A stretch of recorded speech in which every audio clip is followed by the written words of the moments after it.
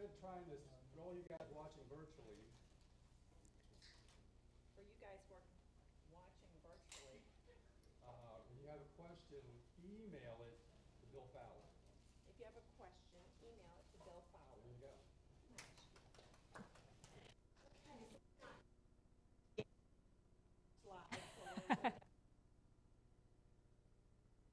Is we can't. Good afternoon. Glad to be here. My name is Robert Jones. I'm a Vito. Madison Wilkinson. Hi, everyone.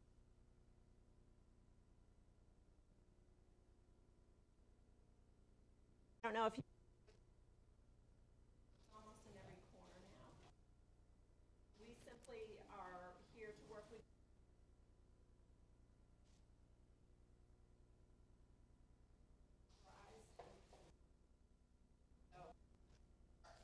qualified 403B employment. So we're going to talk to you about that today. Retirement is a key. I'm sorry. Very regulated in the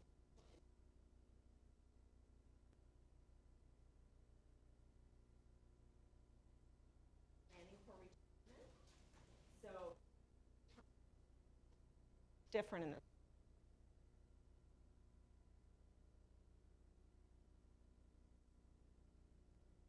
simply a lot of retirees that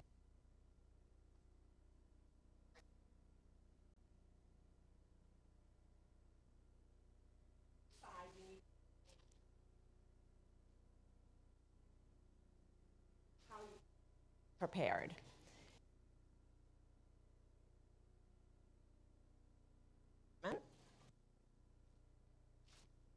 Why you need to start now. I'll also traditional discuss. You have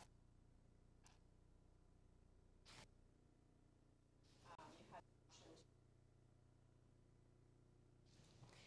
Why save for retirement?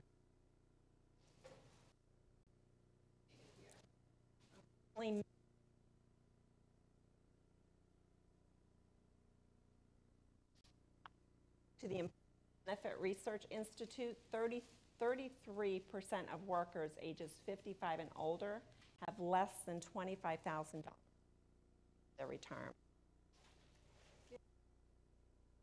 On 100.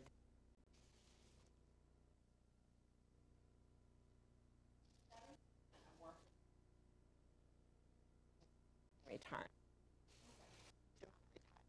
expecting to work in retirement, whether it's part-time. 20% of retirees right now are during retirement.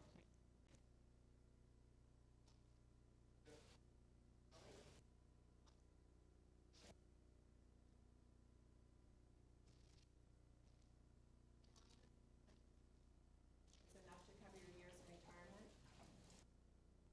Probably.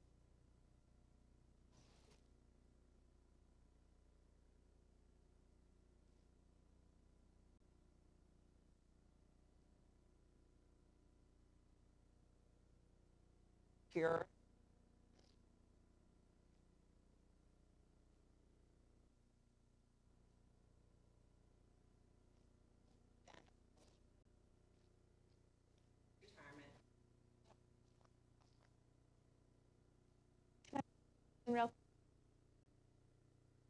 And anybody know somebody who's in their 90s? Anybody know anybody? Yeah? So we're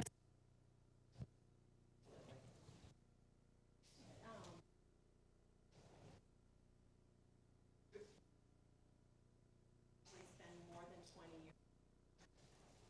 This it's a married couple.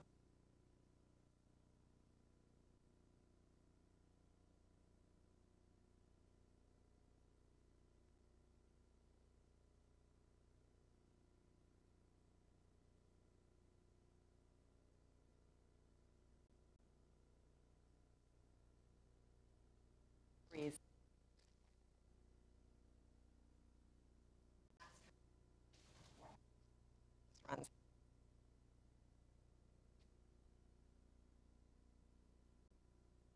people tend not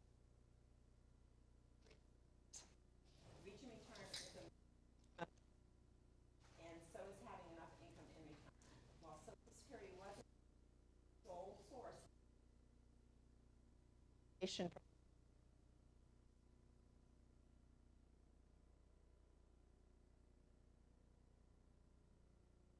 according to the Social Security Administration.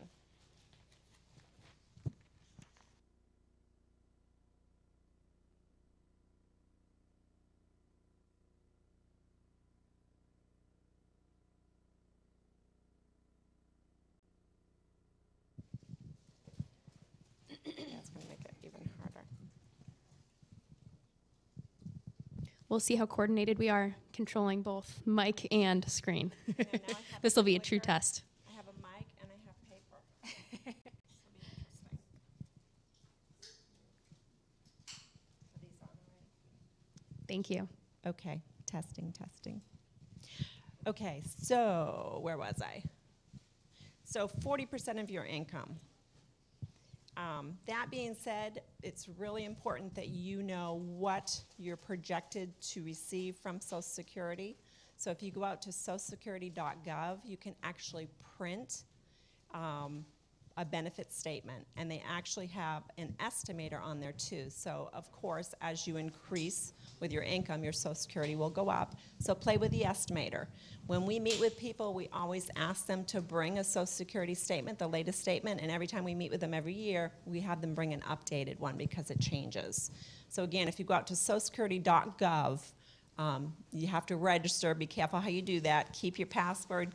Keep your username and the password, because if you get locked out, some of you know that you'll be locked out for a long time. So, okay, the impact of inflation. This is something everybody needs to consider. Historically, inflation rate has been around 3% per year. At that rate, the cost of goods and services will double every 25 years. If we just look at 1982 for groceries, and I know this because I have a lot of kids, and I've seen my grocery bill go up, but in 1982, let's just say the monthly groceries was 142. In 2008, it went up to 553. 2033, you're almost at $1,900. That's astronomical. New car, I'm sure a lot of you have experienced this too. In 1982, you could get a car for about $10,000. 2008, $20,000. 2033, $40,000. So again, that's huge. Inflation is something that needs to be considered. When we do a retirement analysis, our software that we use puts inflation in there so that you can actually see what cost your budget is now and what it will be projected throughout retirement. So we make sure that you are prepared all the way through retirement. Okay, why save for retirement? I hope by now you can see for some of the reasons why you should start saving for retirement, and I probably don't have to even tell that to any of you.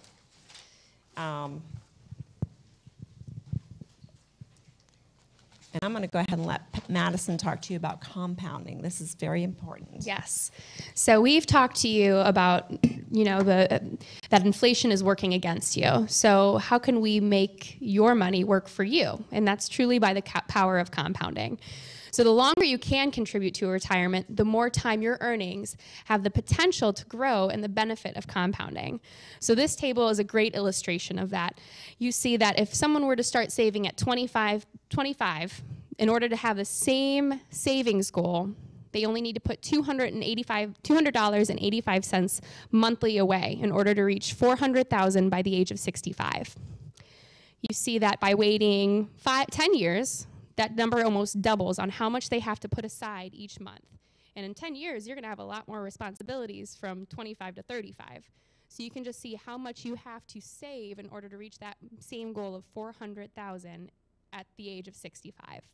Any questions on that? It speaks for itself. So it really illustrates that the amount you have to save each month with a pre-tax contribution to reach the same investment goal. The earlier you begin investing, the less you need to save each month. Of course, this is a hypothetical and it doesn't reflect any specific investments. But to work effectively, compounding requires two things. It requires reinvestment of earnings in time. That's why it's so important to start saving as early as possible. I always say that the biggest asset that you have when it comes to investing is time. So next we're going to talk about the cost of waiting. That's just another way to look at that. So waiting to start funding retirement can be costly. Let's look at this hypothetical. So Michael is 30 years old. If he contributes $5,500 each year in his retirement-sponsored plan, plus an additional $1,000 once he reaches the age of 50, assuming a 7% hypothetical rate of return, he will have $906,196 at the age of 65, which is average retirement age. You see, by him just waiting 3 years, that his account value, adding the same contributions with the same potential rate of return, drops to $729,000 roughly. That's over $150,000 difference. If he waits 10 years, his account value is less than half of what it would have been at age 30, at $434,000. You'll see that right here, how much he would have saved. Have we convinced you that it's important to save and it's important to save now? Yeah? All right, so let's talk about next how to save. And I'm going to pass the mic back over to Denise.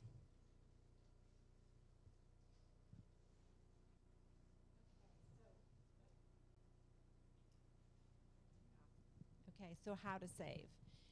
We're going to talk about your employer's retirement plan. That's the first way you should save. Here at Seminole State, again, we're a qualified 403B provider. In your 403B, you can actually contribute up to $19,000 a year if you're under the age of 50, or 100% of your compensation, whichever one is lesser. You can also, once you're past 50, do an additional $6,000 into your 403B, as it's called a catch-up contribution. Now, we have just recently become a vendor not just for the 403B, but we're now approved for 457. The difference between the two, you can actually do both. Once you max out your 403B, you can then additionally have a 457B and put as much as $19,000 with the catch-up contribution if you're over 50, if you wanted to. So some of you that are kind of late in the game and you haven't quite saved as much as you want to, I have a couple people here that have both 403B and 457. Now with the 457, that one is just a little bit different. In a 403B, you're not allowed to touch the money that's in there until you're 59 and a half at a minimum and left employment. If you take money out of your 403B before then, there's a 10% penalty. In the 457, the difference is that if you take money out of it before 59 and a half, there is no penalty. So for some people, they like that advantage. Before we had this ability to have the 457, we would have people that would call us and have circumstances in life where they needed to withdraw money out of their retirement account, and unfortunately, they have to pay taxes and penalty. On the 403B, there's also a Roth contribution. So a typical 403B is pre-tax. So when it comes out of your paycheck, it's going to be before tax. It's going to go into your retirement account. And then when you start taking money out in retirement, you pay taxes on not only the contribution, but on all the growth. We also have a Roth 403B here at Seminole State. So if you do not need the tax deduction, you can actually have taxes taken out when you put it in, and all of that growth is completely tax-free. So individually, we would sit down with you and choose what would be the best option for you. In the 457, the only option is pre-tax. And I'm going off my script a little bit here. You don't have a simple IRA option. So I'm going to skip that. Employer plan tax advantages, I kind of already went through that. When you contribute, typical 403B and 457 are pre-tax. When you take them out of your paycheck, it reduces your taxable income. And then the contributions and the earnings grow tax deferred. Some people think that when they have money taken out of their paycheck to contribute to their retirement plan, that that amount is the deduction, let me read it from the script here. That amount is exactly the same that you have taken out, but if you look, let's say for instance that you contribute biweekly, and in the first situation, you're not taking anything out of your paycheck. So let's say your tax bracket was 28%. Your tax on that would be $560. So your take-home pay would be about $1,440. Now, if we decide to all of a sudden start contributing to our 403B or our 457 and we take 100 out pre-tax, then it makes the amount of tax that we pay less, and our take-home pay is $1,368. So the net difference in your pocket is $72, not the 100. So take that into consideration when you're deciding how much you want to take out of your paycheck.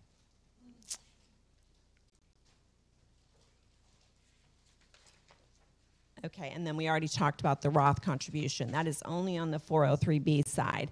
Now, I know that there are other 403B vendors in Seminole State, but I don't know if they have the same options that we have.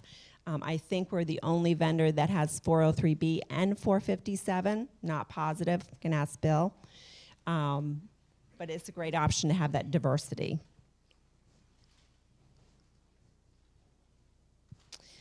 I'm going to give it back to Madison. We're splitting the whole presentation here.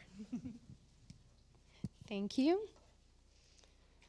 All right, so once you've decided how much you're going to contribute and what type of account you're going to contribute to, it's now time to make some investment selections. And that's, again, what we're here to help guide you through. So the right investments for you depends on many factors. There's not a one-size-fits-all for anybody. So such factors such as your risk tolerance, how comfortable you are with the market, maybe your life stages, and maybe your goals. So let's start with the risk tolerance. So first you have to find the right balance. Somebody's going to have a different risk tolerance than I will. And again, that really comes through education. And that's why we're here, to help educate you with how investments work all together. So risk in the investment world is usually associated with volatility. With that, I mean the market's going up and going down. You always hear about it on the news. The stock market never moves in a straight line. It is always going up and down. So in general, the higher the potential return of an investment, the more volatility you may be willing to accept. So by finding that right balance between the risk that you're willing to accept and the returns you anticipate, we're able to find a correct portfolio for you. We actually have a risk tolerance questionnaire that we always go through at our first appointment, so that way we can really gauge, not only from our conversations, but on paper, what makes sense for you with your risk. And there's no right or wrong answer for any of that. So once we understand that, we'll be in a better position to stick you with an investment strategy regardless of what the market is doing, because we know we're investing appropriately for how comfortable you feel with the markets. Another factor could be your life stage. So again, that's just depending on where you are in your life. Are you 30 years from retirement? Are you 5 years from retirement? What does your retirement look like? Those are the questions that we get to ask, which is our favorite part of the job, to really get to know what's important to you and what your retirement picture looks like, so we can put a specific plan in place for you. So let's talk about how those two work together. Of course, we want to be diversified, and we want to know your risk tolerance and your life stage with how those will work together. So once you've determined your risk tolerance and your investor life stage, you can check the appropriate boxes to identify your portfolio's objective. So for example, if you are in the early investing years and have relatively a high risk tolerance, you probably want some investments that have a growth focus. On the other hand, someone with higher income and savings years, which is this middle column right here, and maybe has a little bit lower of a risk tolerance, they may prefer a balanced split between growth and income. So keep in mind that there are other factors that influence your portfolio objective, such as time horizon, again, income needs, which we discussed, and your existing savings already. So again, once we figure out, we'll be able to put you in a portfolio that matches with your risk tolerance and time horizon. So let's use this as an example. Oh, wrong page. So once you know your portfolio objective, you can select investments that fall into the appropriate categories and the appropriate amounts. So comparing a growth-focused portfolio, which is the option, the example on the right, or I'm sorry, your left. That's right, your left, compared to a balance towards growth and income portfolio. So you have different ranges in where you're going to be invested between stocks, what you hear in the stock market, and fixed income. So somebody who's growth focused, they're going to have a little bit more in stocks, and they have different percentages. So that's once you have an understanding of where your range falls, then we can choose the best investments that fall in those categories. Any questions?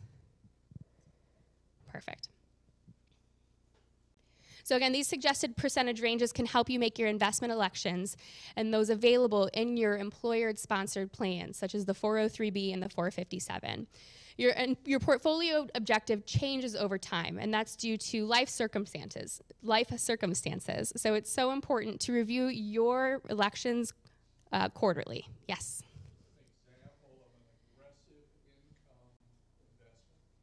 Good question. An aggressive income investment is, depending on who you talk to, there's going to be a lot of different typical hypothetical what they think, but aggressive income and how we look at that is something that's a high yield income investment. So a high yield bond, for example. Does that make sense? So something that's a little bit more aggressive because you're getting a higher percentage in yield because you're taking on a little bit more risk. Maybe it doesn't have it may not pay it back as soon as they've projected. Yes, we don't do anything when it comes to, he asked if we do anything in regards to junk bonds versus high yield bonds. I'm just repeating that for the streaming viewers. So no, we don't deal with any junk bonds. We have our home office in St. Louis, which are our analysts that even show us what we are allowed to even offer. So nothing in regards to junk bonds, more so high yield in terms of aggressive income, higher yield because maybe it's a corporate bond, for example. Does that make sense?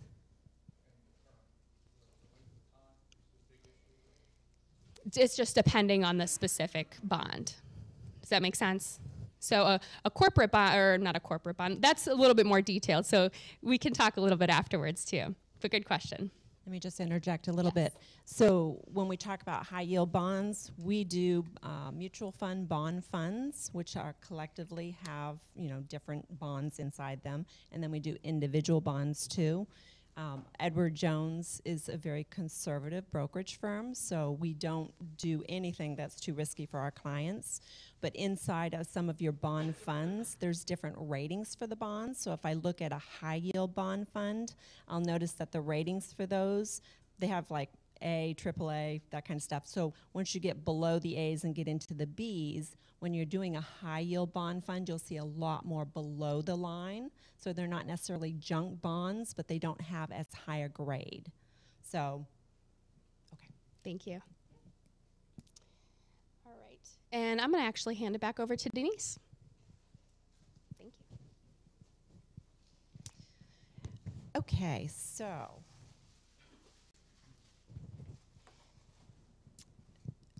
I'm going to show you my three-legged stool.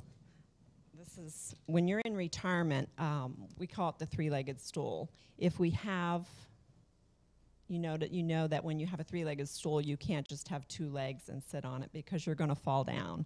So what we like to see is, it used to be that everybody retired with three legs, but nowadays it's not necessarily that way.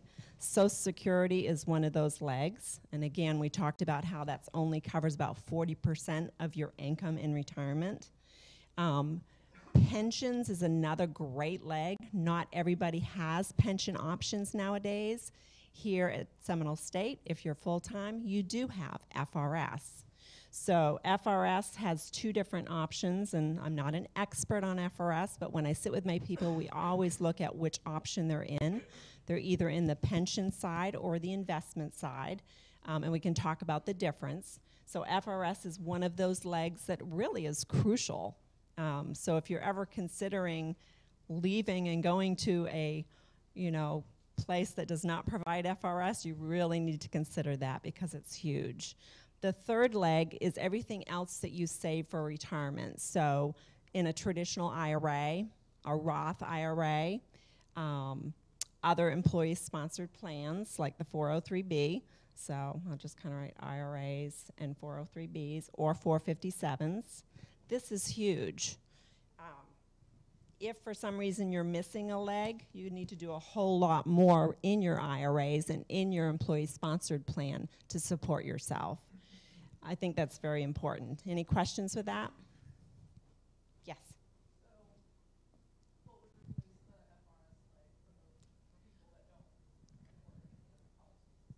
Okay, so a lot of the adjuncts here do not contribute to FRS, and a lot of the adjuncts also are not even allowed to contribute to Social Security. They have a Social Security alternative.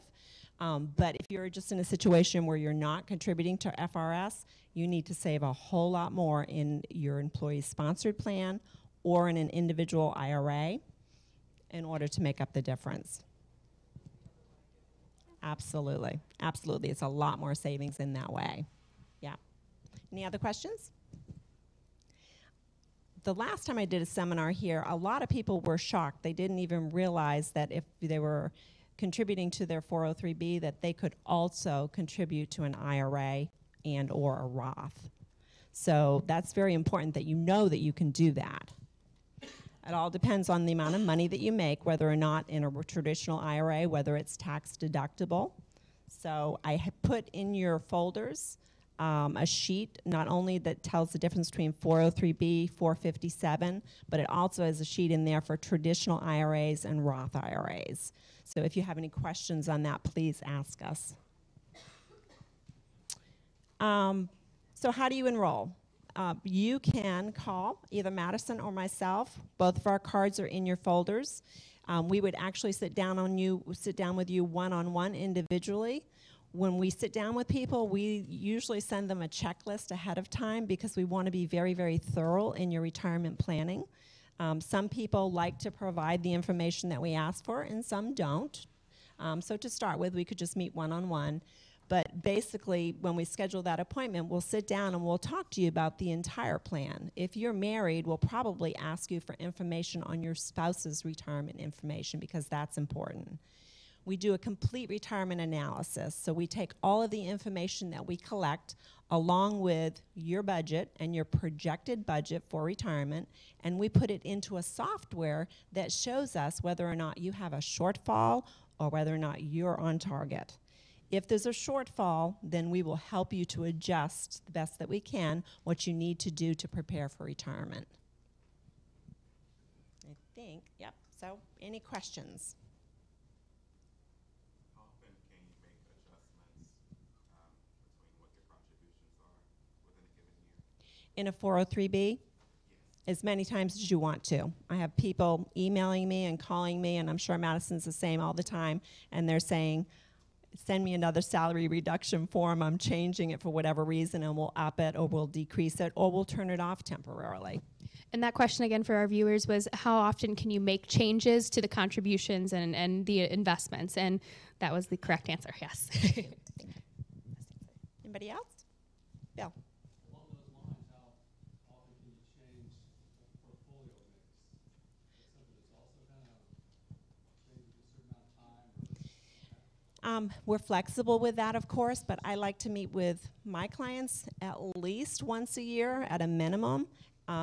But some people I meet with 3 and 4 times a year, just depending on their, change in what's going on in their life or the market. Some people have concerns with the market, and at that time, we sit down and look at what we had planned and make sure that it's still appropriate. So, especially during a transition of your life, we're there to help you with that transition in order to make that as fluid as possible, whatever that may be. correct. And you know that as the closer you get to retirement, the more conservative you want to be, because after you create this huge nest egg, you want to make sure that then you protect it. And then when you get into retirement, we deal with a lot of retirees, then we create a plan where it sustains you. And we make sure, when you go and decide to buy a new car, we'll look at the portfolio, put it into the software and say, okay, if we spend $25,000 on this car, and this is going to be your next car for 15 years, how does that affect your portfolio? Most people in retirement have many buckets that they can pull from. Some have individual investment accounts. Some have employee-sponsored plans. Some have IRAs. So depending on where you're at in retirement, how much you're receiving in FRS, how much you're receiving from Social Security. If you're working part-time and have a created income, we will look at all of those buckets and then make sure that you're taking it out of the appropriate bucket based on taxes that you're going to pay, all that type of thing. So we work with you throughout retirement. And not only that, we also like to work closely with your CPA, your tax accountant, your estate planning attorney to make sure that that whole picture is really whole and that we're in constant communication with them, making sure that we're looking out for your specific retirement plan. Right. Go ahead. In that regard, are you a fiduciary?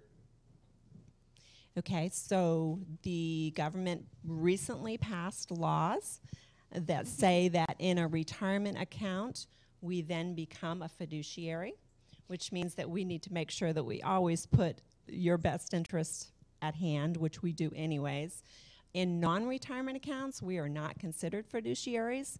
The difference between the two is none, so I don't know why they did it that way. I believe that very soon down the road, the government will put more rules and regulations on us on all type of investing. So yes. And the difference, too, and us to do what's best for our clients is that we're a privately held firm, Edward Jones. So what that means to our investors is that we don't have any of our own investments, which we offer. You know, we're able to take a look at the best of the investments across the board and recommend for your specific situation. So we really don't have a tie. We don't cook our own soup and sell it. So that really allows us to do what's in our best interest for our clients because we have no other motives other than to do what's best for you and help make sure you can get on track and stay on track throughout life's journey. Absolutely. Now, another part that we do that we just do for beyond the 403B and the employer retirement plan is we also work with you in planning for the unexpected. So we have an array of different insurance products that we can talk to you about, whether it's life insurance or long-term care or anything like that. And then we also, like Madison said, we work with your estate planning. That's a huge thing. A lot of people I run into have not done their estate planning, so that is part of our process.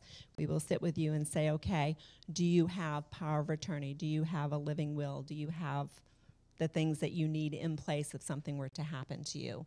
And then if you do not, we will refer you to different estate planning attorneys, or maybe you have your own, but then we will then work with them to make sure that all of your accounts are completely set up the way that they're supposed to be. And CPAs too. So I just, spent all day yesterday on the phone with different CPAs talking about, okay, can we reduce how much money this person's going to pay if they contribute to their IRA before April 15th? So we're constantly working with people in that area too. I know we have a $5,500 cap you can do for a Roth and for a traditional IRA, correct? It's actually increased for 2019, but yes. What is the match you can contribute with your employer through their 401k? Is that the same amount? Does that tie into that amount, or is it a totally separate amount? Totally separate amount. So 403B or 457, if you're under the age of 50, can be up to $19,000, not to exceed your 100% compensation. If you're over 50, there's another $6,000 catch-up. So once you maximize your 403B or even before, you can also contribute to a traditional or a Roth. Is your 401k that your employer offers, if say we're in the investment plan or whatever it is, FRS, is that included in that or no? FRS is different. So this leg, the FRS leg, is completely different. So there's no limit, or they have their own limit, or? That's a good question. I'm not sure if FRS has a limit. I know that when you contribute in your FRS mandatory, they take out 3% of your paycheck, and then they match it 3.3%. But then beyond that, I do believe you can contribute more. I just don't know what those limits are. But your traditional IRA, the 5,500 or whatever it was, and then your Roth is separate. You can still do 55 out of that. No, it's the total between the two. So when you have a traditional and if you have a Roth, the maximum amount every year is the $6,000, went up to $6,000, and if you're over 50, an additional $1,000 catch-up. And then the 403B is a separate amount. Correct. And if you max out all of that, we can throw in a 457, and you can absolutely you can do another 19,000 or $6,000 catch up. So it's a lot of money you can put away if you have it. Yeah. You said FRS, the institutional contribution is 3.3%? I believe so. Is that true for the pension plan as well? Yes, I believe so. It's really gone down. What was it? What did it used to be? I thought it was 7, 6, 7, 8, somewhere along in there when I started. Oh, yeah, it's changed a lot, but I'm not positive with that, so I would check with FRS. So again, a lot of times when we sit down with people, we ask them to call FRS before they meet with us, get an estimated quote from FRS if I get my pension on a certain time, and we... Didn't realize the school was not putting in near as much as I thought they would. Bill, do you know what that is now? Yeah, it's quite a bit less nowadays. And I know also when you receive your FRS pension, if you are in the later FRS pension plan, the cost of living adjustment is greatly reduced too. Yeah, so FRS is trying to stay in there and keep up with, providing a pension for you, but just like any pension, they're really struggling. So, Yes. go ahead.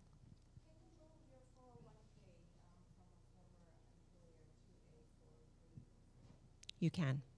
So the question was, can you move an old 401k into a 403b and a 457? And yes, you can. And we help with that process as well.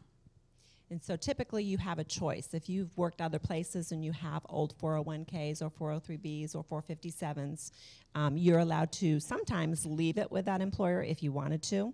So you can leave it, you can roll it, or you can actually take it and pay the tax consequence and the penalties. Most people don't choose to do that, but they do have that option. Do you have a question?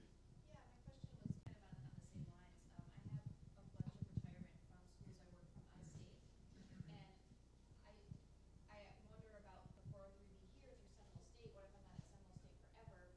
Does that come with me? Can things roll into each other? Because if you have a little bit of money here and a little bit here and a little bit here, it's not gaining as much interest if it was all together in one lump sum. So that's my concern about.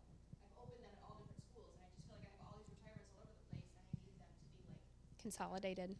And we help with that process. A lot of times, like you said, you move jobs, and that's normal, and that's a process that we want to help you to consolidate, because then you know how your investments are working. Because when you started one of your first jobs, your investments, you probably were a lot more aggressive.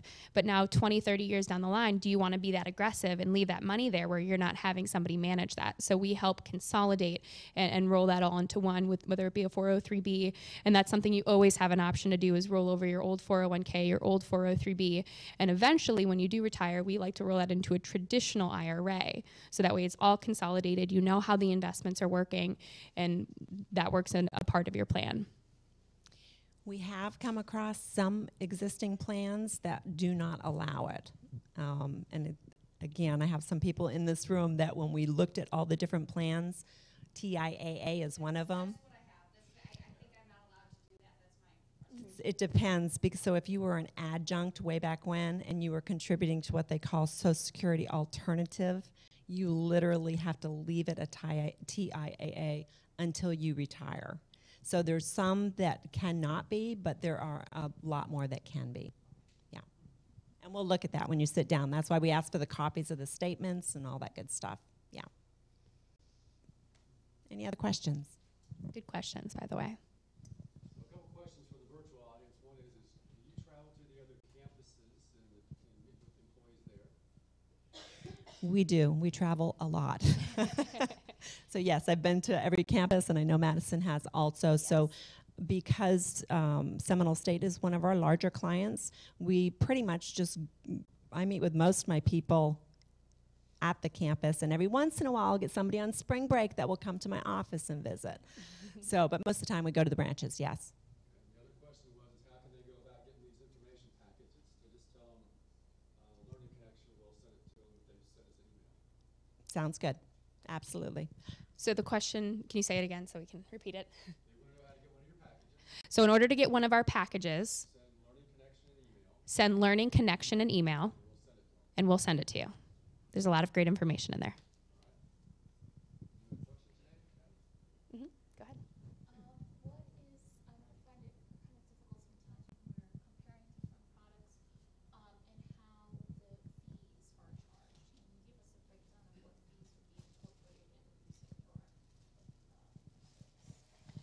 Sure. So for the 403B specifically,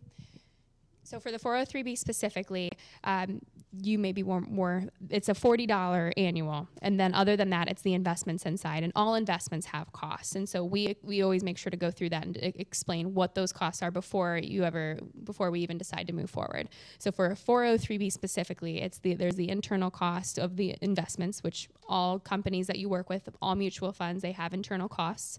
And then the $40 annual fee. Correct. So in the 403B that we provide is through Aspire. Aspire has thousands and thousands of mutual funds that we can pick from to design your portfolio. They also have different share classes that we can choose from. With Seminole State, we choose to use a share class, which is an R3. So upfront, there is no cost to get into your mutual fund. There is an annual fee from Aspire of $40 that you pay, and it's taken out quarterly out of the 403B. And then internally in the share class, it's 50 basis points. So annually, they'll look at what's the balance of your 403B, and they'll charge 0.5% to manage the mutual funds inside of it, And then which is minimal. It's typical to any 401k. In addition, when it comes to sitting down for one-on-one, there's never a cost. It's not a consultation cost to go through our retirement planning. There's never a cost to do so.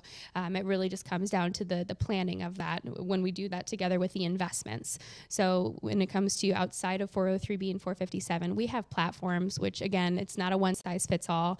We sit down and go through those options in detail before we even move forward to see which one makes sense, because again, it's not going to be the same for you as it will be for you and myself. So again, for the 403 management, it's just a $40 annual as well as a 0.5% to manage the mutual fund. Correct. And then any other products we're considering, IRAs, does it vary, or Case. additional fees and costs associated other than what was indicated in 403B? Okay, absolutely. So we have different types of accounts that we can offer at Edward Jones. So if you open a traditional IRA or a Roth IRA with us, or an individual investment account, depending on what type of account you open would depend on what the cost would be. So most IRAs, we charge an annual fee also of $40 if you're in our traditional transaction-based account. And then depending on what you invest internally inside of it would depend on what the cost is internally. So if you were to put CDs in it for some reason and just want to lock in CDs are very inexpensive. It's like buying a carton of eggs. The cost is built inside. So there's no cost to actually get into a CD, and then you have a guaranteed rate. If you put mutual funds in it, it depends on how much money you put into the mutual funds. There's different break points where it's discounted. If you do individual stocks, we charge a commission to buy and sell the stock. So it just depends on what's inside of the account. And before we ever do anything, we always tell you what those charges are. Yeah, but we're very transparent. Across the board, very competitive, very, And especially, like we had said earlier, because we don't have any proprietary funds, it's really just makes sense for what makes sense for your picture.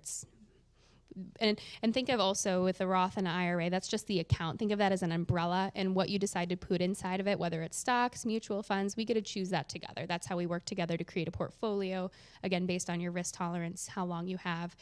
Any type of investment can go in those accounts. It's just an umbrella, so that way it can be tax deferred. Yes. I don't mean to be rude at all. No. I just want to ask a question that might be considered rude. Oh, no, go ahead.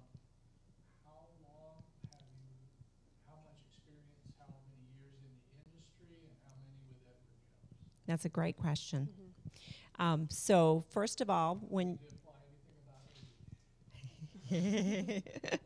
Okay, so for myself, I've been with Edward Jones for 5 years. Previous to that, I actually did some teaching, and I owned my own business. So I have a different experience than she does.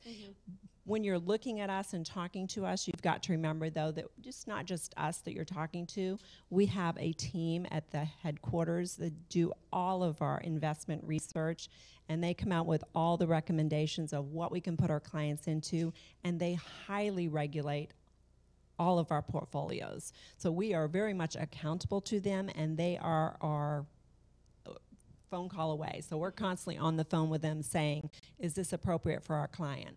Do you have another stock that, might have a certain dividend that's on our focus list that you would recommend in this category? So we have a back office that also supports us. So it's not just us that you're working with the entire Edward Jones team. Myself, I've been with Edward Jones for 4 years, and so along with that, in order to even become a financial advisor, you have to have all of the securities license. So Edward Jones has been named one of the top rated industry in terms of training when it comes within the financial services industry. So because of that, we've had all the support along with the training in order for us to be where we are and have our own offices. Did that cover it? Okay. Anybody else? Okay, any questions at all? So there is a roster going around. If you'd like some additional information from Edward Jones, or you'd like them to contact you, or we have additional information, the roster's back here. Please make sure to give your name and contact information on that.